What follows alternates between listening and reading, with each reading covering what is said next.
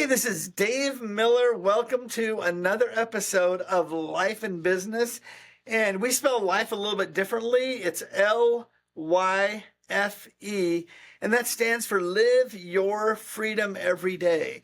And the idea behind this show is we wanted to talk to entrepreneurs and business owners about why they're willing to kind of give up the normal regular job where you punch a time clock or whatever and be willing to let success and failure ride on their shoulders.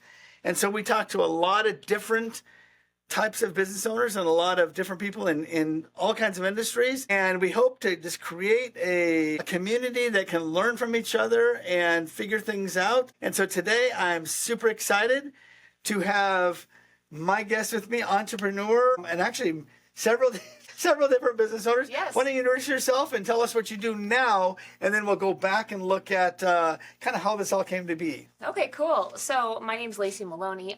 Right now, I am the owner of the Stroll, Riverstone, River District, and Black Rock Lifestyle Magazine.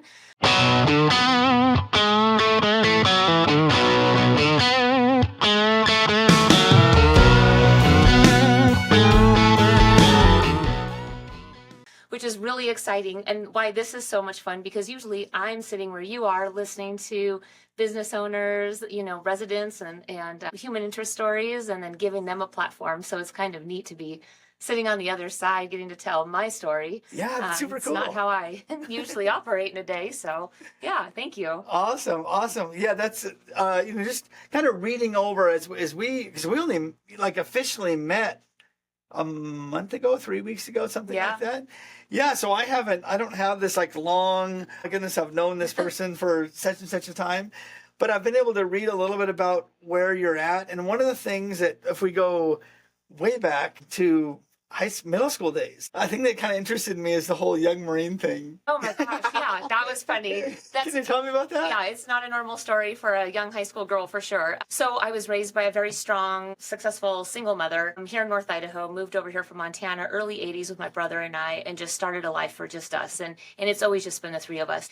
Because we have a small family, not a lot of men in the family, and he was going to be raised with a mom and a sister, just in a sea of women. She always wanted to do something really masculine and keep him engaged, with things men like to do, and always give him that role model.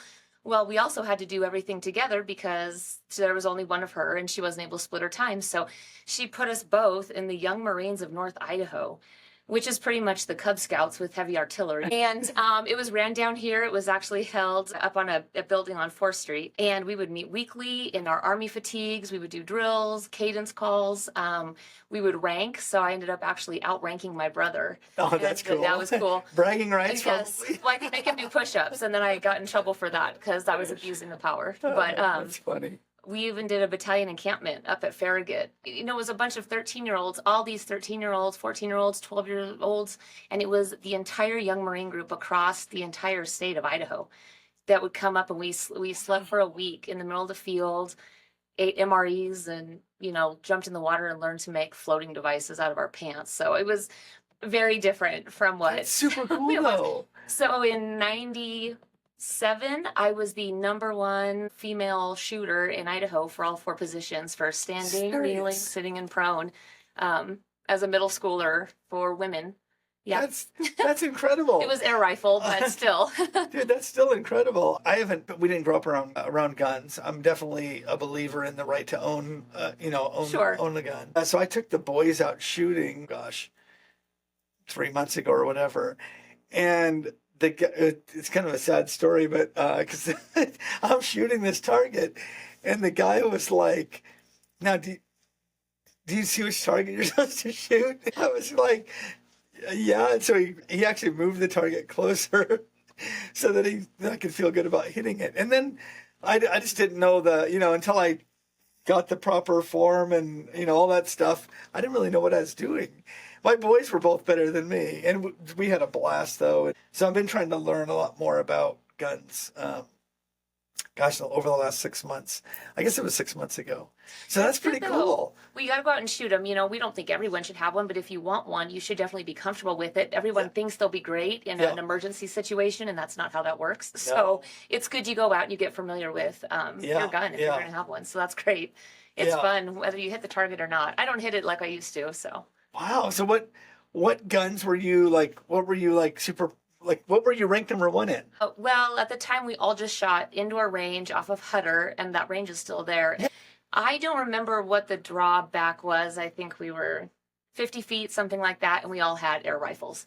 So we were all. Dude, that's super cool Yeah. though. Yeah, I've And it been was to the range females now. under 18 years old, down to 10. That's awesome. I think I've been to the range on Hutter probably a dozen times now, just because I was like, okay, I need to know what I'm doing. And so I've doing the online stuff and actually, practicing and target shooting, I guess it's called. Practicing is sports. I think is it target shooting? Is that the right term? That'll work. Good deal. So you went through, how long did that last? How long were you in that? We weren't in it that long. I think we were in it about 2 years. Okay. And then, if I remember right, I think that at the time his name was Staff Sergeant McKay that ran the show. I think he left the area and they were looking for someone new. And then the time commitment changed because my mom was also assisting on the female side. And so we just kind of fell out of necessity. The system was changing. And Yeah, that's cool. So we got out. That just interested me so much. Yeah. Like, do they still do a Young Marine program? Do you know? I've heard they do, but you know what else they do is a Young Air Force Academy. So we went out and met up with these other young military groups, and these 10-year-olds were flying planes, and we were carrying logs through town. I was like, I want to go fly a plane. I don't want to be a Marine. Yeah, well, you can fly a plane before you can get obviously Yeah. before you get a driver's license. That amazes me, actually. It's nutball crazy. So We didn't get to fly; they got to fly. yeah, but I've had got to knock I've had around. friends that their kid has earned certain different flying designations, and I'm like, Yeah.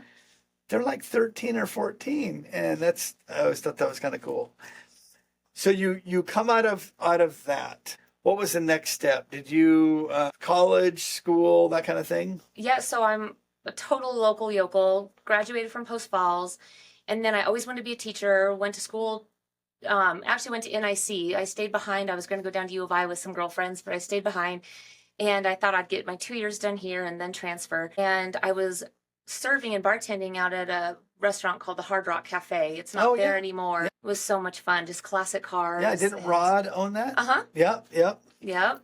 And so I worked out there for a while. I started as a hostess in one of the poodle skirts. And then as I got older, I moved into the bar and bartending. And I'm bartending next to this guy. And he told me at some point during a shift that he had his teaching degree.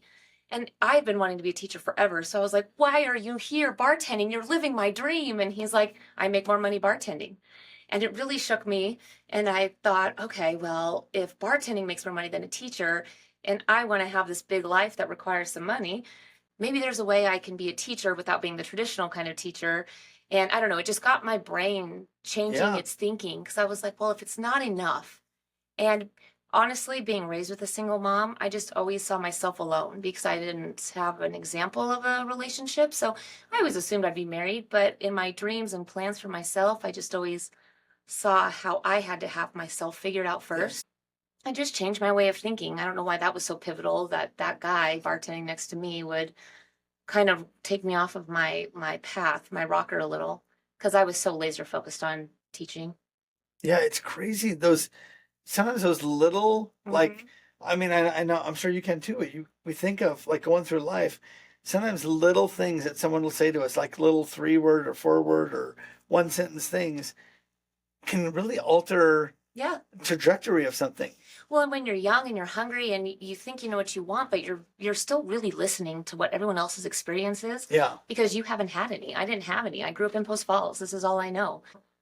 I didn't know what I wanted. I just knew I needed to want something and then figure it out on the way. So bartending while going to college was a big lesson, actually. Yeah, sounds like it. Did you, was NIC the last stop of college, or what did? No. So I went there for about a year and a half, and then life happened and I ended up having my daughter. And And I ended up moving over to Spokane for a while, for a long while, actually. I got out of here and moved to Spokane. It's the furthest I got. My brother went and joined the Army, so he got really far from my mom, so I didn't go too far. And then I went to school over there, and I was always working while going to school. I was always doing something. And I was also a single mom then, something I didn't want to do.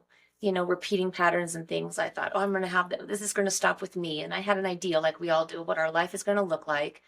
But I also wasn't making decisions that made that life come to life, if that makes sense. Yeah, I wasn't making good decisions, but I thought I was going to have good results because I was young and being silly and just living for a moment. So I had Emily, and then I went to school and I worked at the bank. I actually worked at Washington Trust, up on the South Hill for a while, and they had a lot of internal positions. There was an internal site, and it had a corporate trainer for that started at like $90,000, and you learned all the banking jargon and all the new policies and procedures. And I thought, what a great way to be a teacher, make more money. I'll just teach adults, and I'll teach corporate policy and implement new systems. And it just really changed my brain and my way of thinking. But I still thought it keeps me in that vein of teaching. So I went and switched to business.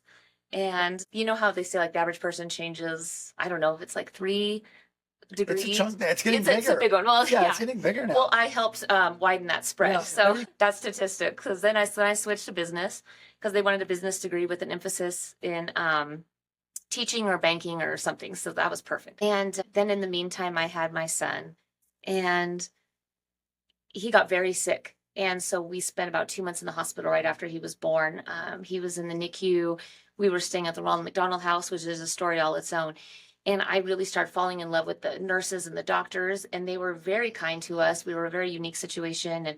And so I said, oh my gosh, I don't want to do teaching. I want to be in medicine. So I took this winding road. I did all my prerequisites to be a nurse through SCC. And then there was a 2-year wait to get into the program. And I was like, well, that sucks. That's a big time block. And so in the middle, I was at a function for Big Brothers Big Sisters at a bowling alley up north, and there was a huge group of women that were realtors, and I was only 21 or 22, and they're like, you have such a great sphere of influence, so many people, you're passionate about the community, you love to be that intermediate for people and have the knowledge and bring it alongside someone else.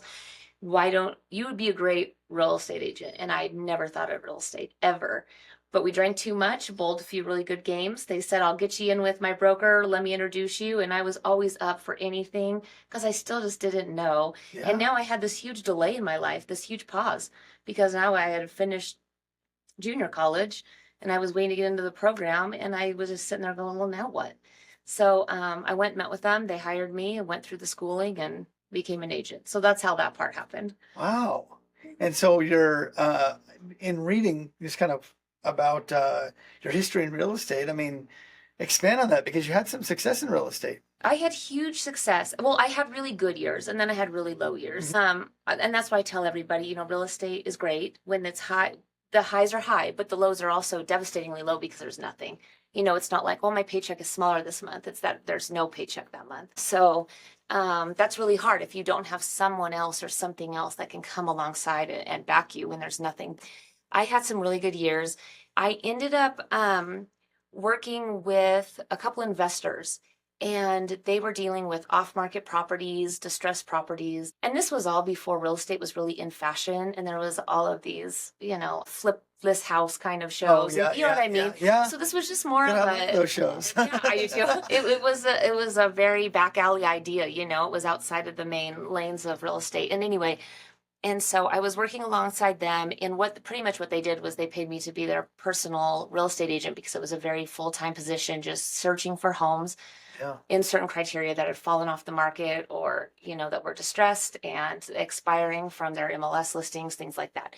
We would go in with private money or hard money, whatever you want to call it, private investors' money, lots of hedge fund guys and things like that. And we would take the money, wrap it into real estate, make a profit, pay them back, and pretty much, give it back to them in a real estate note. So, but I got really good at it and I enjoyed it immensely. And pretty soon I was taking over projects for these guys while they were out of town. And so I'd be down at the city pulling permits and I would take homes and, I knew where the load bearing walls were and I'd say, we're going to keep that wall, knock that down. Let's put a window in here. I was really good at reconstructing the layouts of some of these older homes, which is the most of old Spokane homes that we were collecting, or breaking them down into multifamily units, things like that. And pretty soon I was doing the majority of the work and I was starting to not get paid on some of the projects. And I was getting IOUs and it was getting pushed down the road. Like, well, we'll pay you on the next one and we'll just pay you double. And I was always going to be the listing agent on it too. And then they brought in other people to start listing like their own family. Oh. And that's not right. So I had to walk away from that, but I still loved it. And I had all these great connections with attorneys and hard money. And I went and told them, hey, I stepped out on my own. I got my general contracting license. I'm licensed and bonded. Would you step out with me and let me pick up some properties on my own?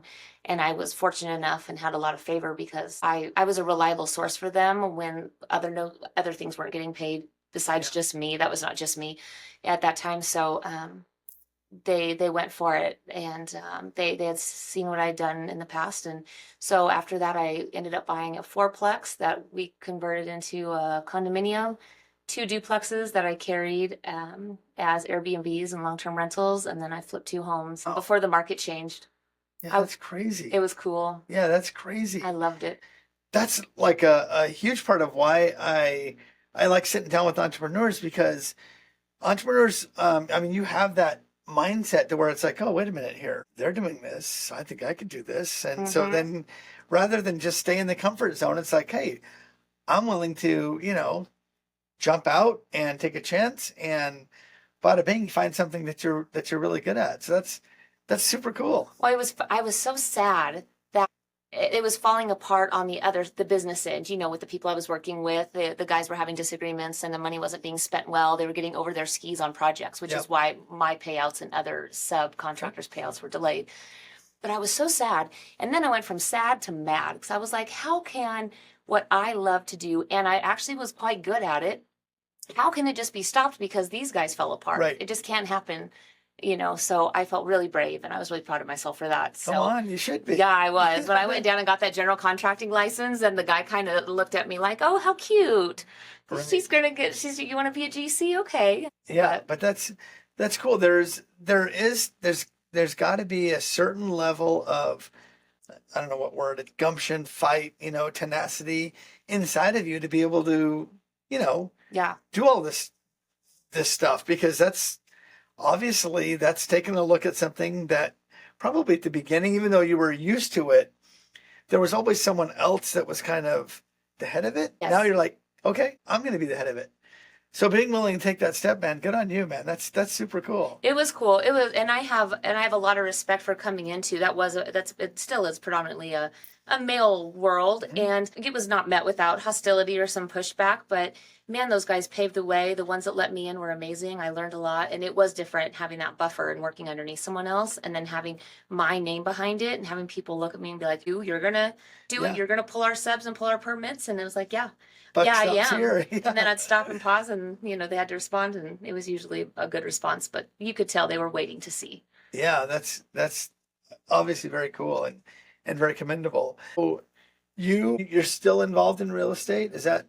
I am. I cannot give it up. It's become such a part of who I am. Yeah, yeah. So I keep my license alive, and it's actually at the Sotheby's International right now down here in Coeur d'Alene. Perfect. Yep, especially where I'm in front of so many of our higher end, more affluent communities and community members, with a lot of family members moving in and out of this area. It'd be silly not to. Oh, it's crazy. I mean, obviously, as someone who's been here a long time as well. I mean, born and raised here, you just have, we've seen this just change so drastically over the last, 20 years, obviously. And even, does it seem to you like the last 5 or so, it's just ramped up significantly as far as the changes? Oh, yeah. We never thought we'd see the prairie, especially in Post Falls, between Post Falls and Rostron, build out like that. We thought that would be 50 years and it would still never grow, and it went up in 10. And then, our magazine goes to Atlas Waterfront now in Riverstone. I remember when that was the mill, we'd go down there and ride dirt 100%. bikes. Yeah, it's weird, but when I was growing up in well, I should say, my high school years, my teenage years were in the 80s. We would go along that, that the river there, and that was Hmm. called. I mean, that was kind of like nobody wants that property. The No. water was kind of, dirty. It was just not. And then now it's Yep. just like it's crazy how developed that is, and how, down at the end of, or is that Atlas Road right down there? I mean, they've developed that just beautifully, I and it know. was so junky. You never would. There's a few areas where I look back and I'm like, where was my foresight? Because my Oh gosh, if I would have got in on it then. my goodness! Yeah, can you imagine if I would know if I would have known then what I know now? You could have bought a lot of that Oh my property for gosh. just, a song and a dance because nobody wanted it. No, nobody. And And you wouldn't have had to hold on very long either. It's not like people, it's like finally after 2 generations, it's worth right, something. I mean, this happened, like you said, in a yeah. matter of five, I 10 years. Yeah, yeah. I mean, so my wife and I got married in 92, probably the mid 90s. You could have bought that property. So, obviously we didn't have any money, so we couldn't have bought it. Right? I If we did know. have money, then we could have bought it. I know. I play that game. I'm like, well, it was still all relevant back then. I Right. was still too poor then to do it. So I guess it doesn't matter. But yeah, ugh, painful. Yep, yep. But so you talked a little bit about the magazine. Tell me Hmm. about this. Okay, this is super cool too, and such a blessing. And another thing I just walked into, not on my own. I mean, talk about divine intervention. So I was in real estate, and I was just also doing residential sales. My managing broker at the time. So there's a magazine called Real Producers. It's across the United States. They reach the top 300 agents in an area, and every month, and they feature a new top producer and a rising star. And I had been into so many different areas of real estate that my brokerage nominated me for Real Producers, and everyone was vying for it. Everybody wanted to be in it, and so I met with the owner's son, and I gave him, I told him what I was up to, and it was impressive for what I'd done, but I also knew other people's stories, and so I didn't expect it all to be in it. I just was so honored that they thought enough of me to nominate me, and then they ended up choosing me for Rising Star for September 2017. That's So cool. yes, so I had 4 pages in this magazine for top 300 agents, and I wasn't even a top producer. And so in that, I got to meet the owner of the publication, and her and I just became fast friends, and we still are. And it was years later. I was telling her about all the people I know here, and I moved back home to Post Falls and to the Coeur d'Alene area, and I was telling her about a community of older people that were really wanted to share their stories. And there was in real estate too, people saying, "Hey, I moved here, and it's so hard to break in and meet people. It's hard to know Yep, my yep. neighbors." And they'd say, we're kind of cliquish up here and things like that. And I don't feel it, but I'm from here, so I don't see it. I think of this as a very welcoming area, and I think we Right. are for the most part. However, and I said, man, I wish I could think of a fun way to give a platform to these neighborhoods and these neighbors, and they could tell their story. And she said, my gosh, the franchise I'm under actually has a print product that reaches the most affluent communities across the nation. However, it's usually massive communities that are behind the gates. We're talking about millionaire, billionaire row. They're Yep. usually attached to a golf course and a country club. And so that's really hard to come by in Coeur d'Alene. But anyway, I took the interview and I talked to him about this area. And then I used my real estate connections in title.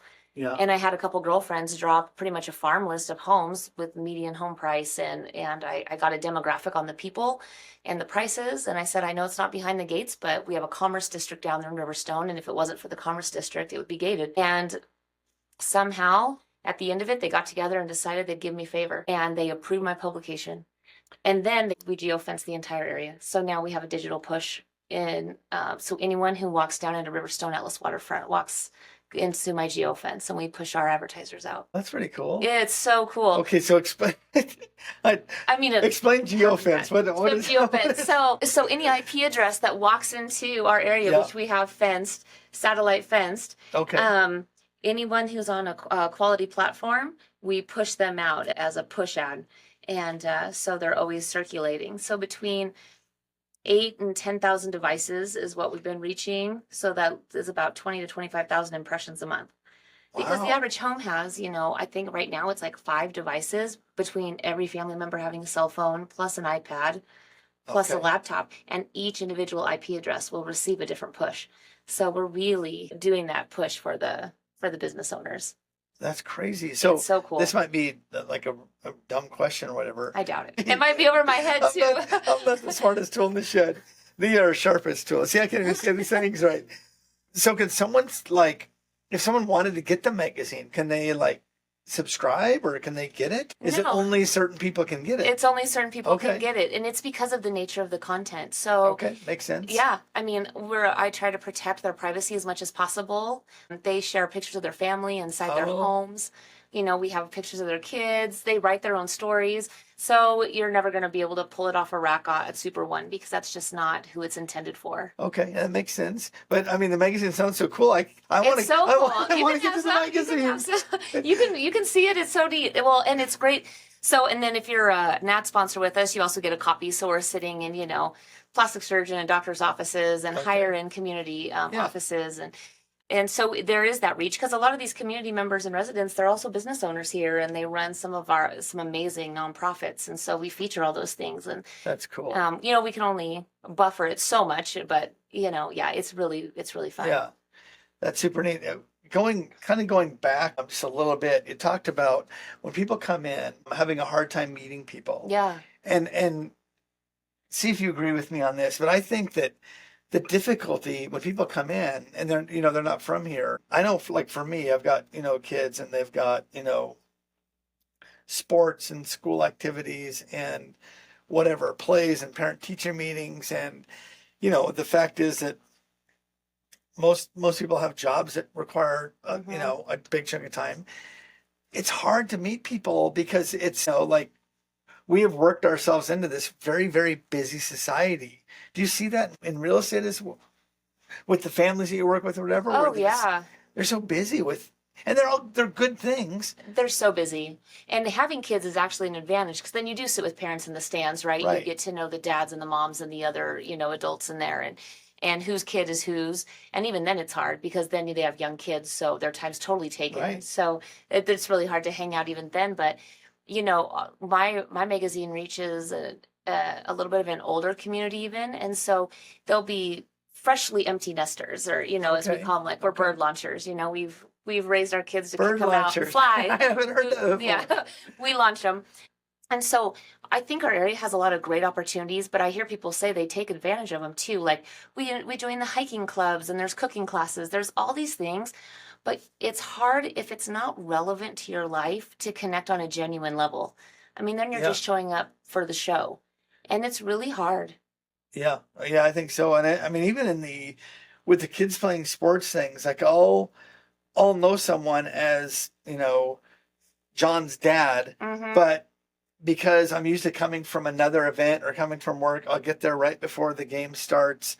The game happens. Then you connect with your kid afterwards, and it's usually you're off to something else, and so it's and a lot of times I don't even know John's dad's name. No. Hey, how are you doing? And you recognize them, but you don't get to, it's hard to get to know them. So, It's hard. like what your magazine's doing though is kind of unique because it looks like it's connecting people.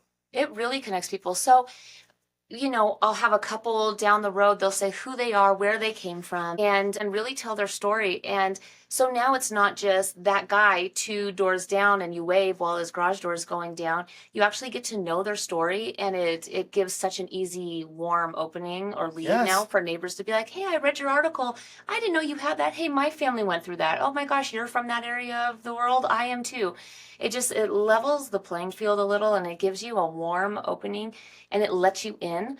It genuinely, it works. They love it. And I could easily see that Yeah. because you can, I mean, you're saying that the subscribers or the people Mhm. they're writing the article. So I can write about my family without having to, arrange a time to sit down with somebody Yeah. and, hey, give me 2 hours of your time. I'd like to tell you about my family. Yeah, exactly. And we make it so easy because they just they type out, their thoughts on a piece of paper, send me 4 or 5 photos from old vacations to whatever that looks like for them that they want to share. Yeah. And then we put it all together. So Wow. they don't have to do anything more than share. And Yeah. then we make it look lovely.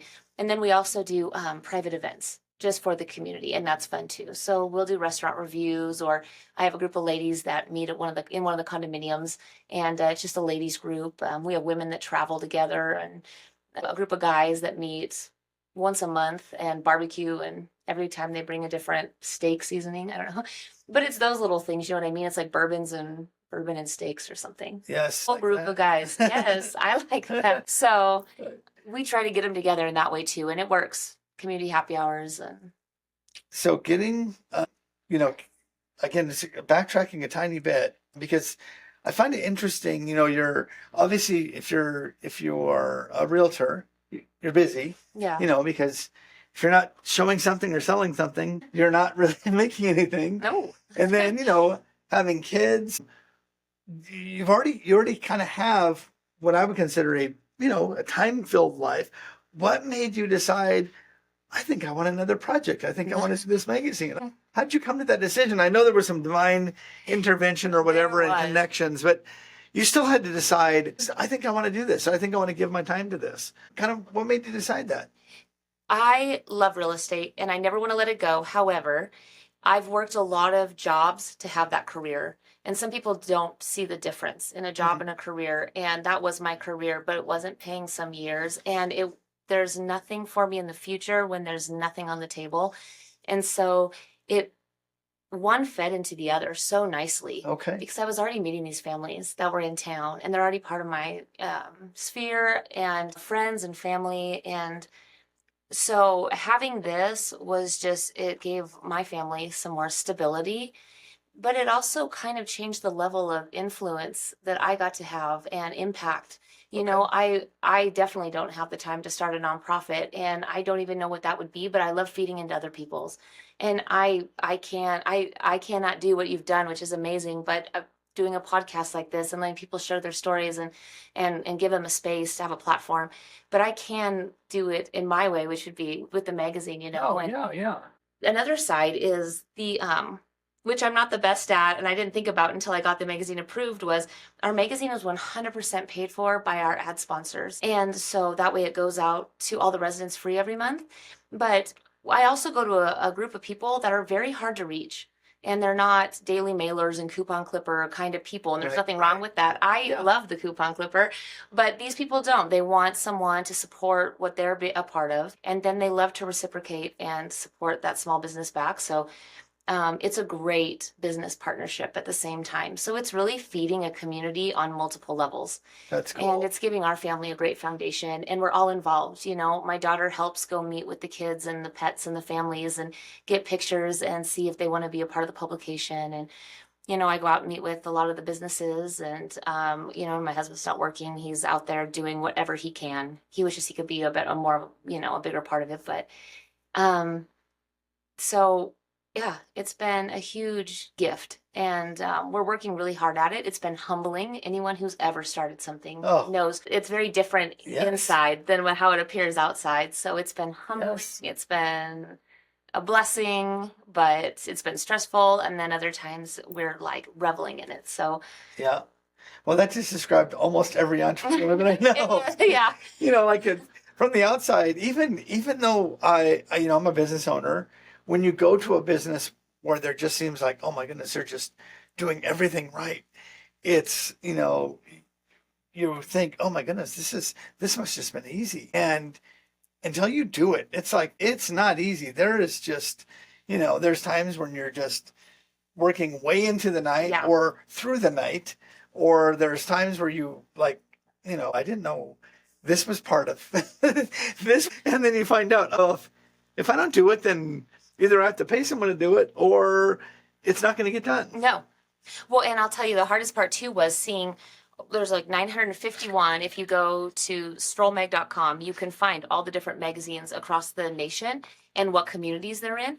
And you see 951 successful publications but I didn't have one to show. So I was really going into these businesses selling a ghost. I was selling an idea of how great it was going to be. And I will forever be grateful to this first group of businesses that said, yes, we want to get in front of this community. We hear what you're doing. Oh my gosh, you're so passionate. We want to come alongside you. No one was charged till we went for it. But still, I mean, that's huge, because that was the majority. The majority said, hey, come back when you have something I can look at. Because of them, we were able to cover the production costs enough to launch. And that first month, we was, our smallest magazine, and it was the coolest magazine because it was real. That's cool. Yeah. You have it framed or anything like that? I do. I have it saved. It's framed. That's it's up cool. there. Just stares at us. That's got to be a pretty cool thing. Yeah, it was. And we didn't even know a lot of our residents, so we just did a meet the publishers, and we did one about us. So hopefully they would get to know us and trust us more with their lives. Yeah. That's really cool. It is cool. And, I think, the entrepreneurship, especially something like the magazine or something where you're kind of selling something, you're selling ads or whatever, and you hearing, like a dozen no's before you hear one yes, that's tough. I mean, and most people can't do that. You eventually just give up. That's hard, man. And then you go in there, and I started out trying to be a good salesman. I'm not a salesman. I'm a great promoter. If I believe in something, I can promote it, sell it all day long, whatever you want to call it. But to just sell to sell, that's not my gift. So towards the end, I had that like aggressive commission breath, where I'm like, buy it. Trust me, just buy it. I don't care what can you afford? So that's hard when everybody starts telling you no, and it's something you really believe in, and you have to get it alive. Yes. But then they want it alive to invest, and you need them to invest for it to be alive. And so that was hard. Man, that was hard. And then, going back to being a single mom, I met Brian, my husband, 2 years ago now, almost 2 years ago. We just got married in March. And so I was showing up, and he's like, so what do you do? And I kind of told him the same story I told you. And I'm like, I've got this pipe dream that I'm going to start a magazine, and I'm all in on it, and it's going to happen. And he thankfully looked at me like, you're crazy, but I'm in. So he had to support the idea too. It's not just me. Yeah, that's awesome. You had talked about, if you don't mind, you talked about being, so you were a single mom, entrepreneur, business owner for quite a while. Yeah, a long time. Yeah.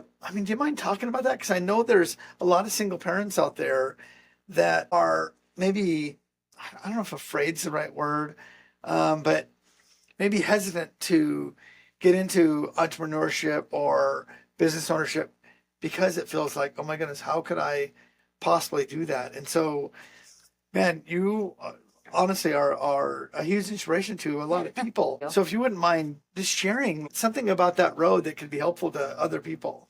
Well, gosh, afraid is a great word. You should definitely be afraid, because there's a chance it won't work out, but you have to be okay with that too. Yes. That's such a cool thought, and something that most people, they don't do it because they're afraid to fail. Almost like failure is the be all end all. And it's like, no, sometimes it's okay to fail, because that could lead to the next success. And they always have. And looking back, one had to close for the other one to open. I never would have became a GC if it hadn't all fallen apart at the end. And at that time, that felt like a crushing blow. And then it turned out to be the biggest gift, because I was never going to walk out on my own if I wasn't forced to. And right in between there too, I also took a big risk and bought a coffee stand during that 2009 depression in Northtown Mall. And so I was one of 4 stands in there.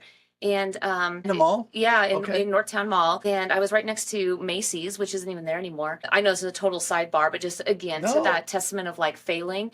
I wanted that so bad. I told people, like, my motto is like, I'm going to rule the world one coffee stand at a time. I was going to own so many coffee stands, and this was going to be me and my thing. And then, the economy tanked. I was competing with, 4 other coffee houses in there, along with what's in Starbucks in Barnes and Noble. Yeah. I was 2 screws away from being a kiosk, so there was no competing with Barnes and Noble's Starbucks. And about 2.5 years in, I couldn't afford any more workers. The economy was in the toilet. The housing market was out of control. And I ended up selling to Thomas Hammer for $5,000 less than I bought that for. And it felt crushing. But I was also so grateful that I tried. And then not even 2 years, like a 1.5 years later, the mall underwent a huge facelift. They lost 3 anchor stores. Macy's left, and now my stand where it was is totally gone, and it's a totally different huge department store. So I was never going to be there anyway. Right. Right. And I got to get out 5,000 less. I mean, what a gift. What a Yeah. gift. And now I can say I did that. I mean, it's so much fun to say, oh, I owned a coffee stand, and I would do it again in a heartbeat. I do it in Idaho. I'll never own another thing in Washington in my life, but how cool. But it was Yeah. scary. I've heard it said that we, as we go through life, we don't regret the things that we did and failed at. We regret the things that we never tried. And I just heard it, and I'm probably butchering how that was said, but I just heard that a few days ago, and I thought, dude, that is so true. It's true. It's like, oh, if I would have just done this, like buying the property on the river. Yes, exactly. Like I have that regret, even though I didn't have any money to do it. I know. I have that regret that I didn't do know. it. But trying and failing it's kind of part of life. And you don't know who you meet on the way. Right. There's another I love corny cliche sayings, but it's like somewhere down the path or the road I was on, I got lost and found a better path or something like that, and I've gotten lost down what I thought was my road and found a much better road. That's super cool. It is cool. So, I guess for anyone who wants to try it, obviously you've got to do the risk versus reward and be realistic about it. Right. I would never ever tell someone like leverage your home and do the swing for the fences unless you're in a position where you can. But I don't think there's nothing you can't try, and go for. Right. And I mean, why not? Someone told me once, which it's true, again, corny but true. Someone has to do it, so it should be you.